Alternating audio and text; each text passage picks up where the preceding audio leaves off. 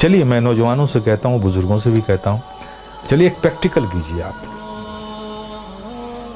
آپ صرف 1 مہینہ، only 1 month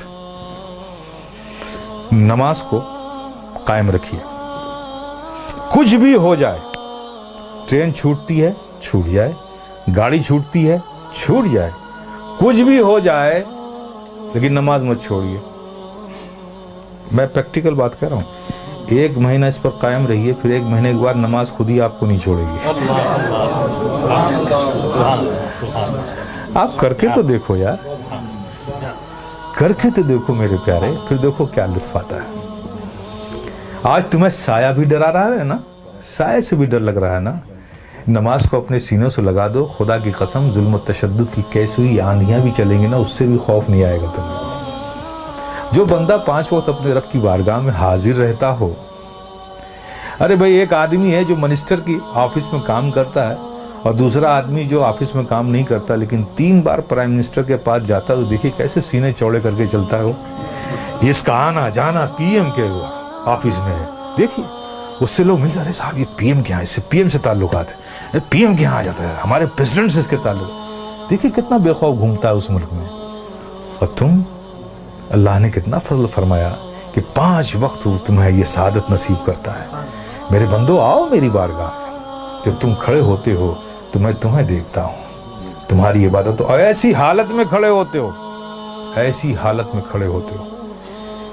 چونکہ میں دیکھوں گا نا، تو میں جسے دیکھوں اس کی حالت بھی تو ویسی ہو.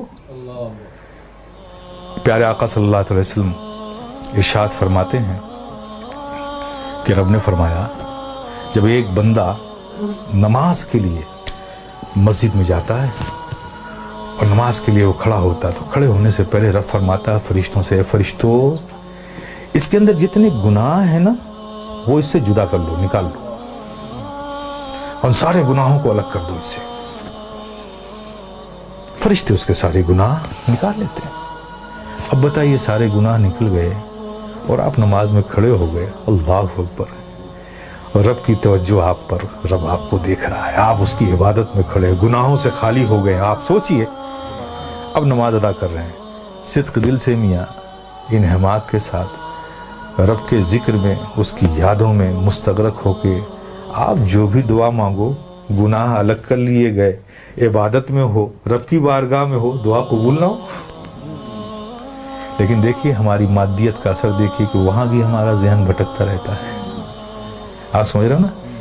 پھر اس کے بعد کیا ہوتا ہے، جب وہ بندہ نماز سے فارغ ہوتا ہے، کتنی بڑی نعمت ہے. آپ سوچو، نماز سے فارغ ہوتا ہے تو فرشتے پوچھتے ہیں، مولا وہ جو نماز سے پڑھنے سے پہلے اس کے گناہ الگ کیے تھے، وہ جو سب رکھے ہوئے ہیں الگ، اس سے یہ نماز سے فارغ ہو گیا، اب اس کا کیا کروں، اب اس کا کیا کروں. تو رب فرماتا ہے، جب تم نے الگ کر لیا ہے تو الگ ہی رہنے دو. آئے ہے، کتنی بڑی نعمت سے ہم محروم ہو رہے ہیں، خدا کی قسم ہے. اس لیے میرے عزیز، میرے پیارے، یہ بہت بڑی نعمت ہے، بہت بڑی نعمت.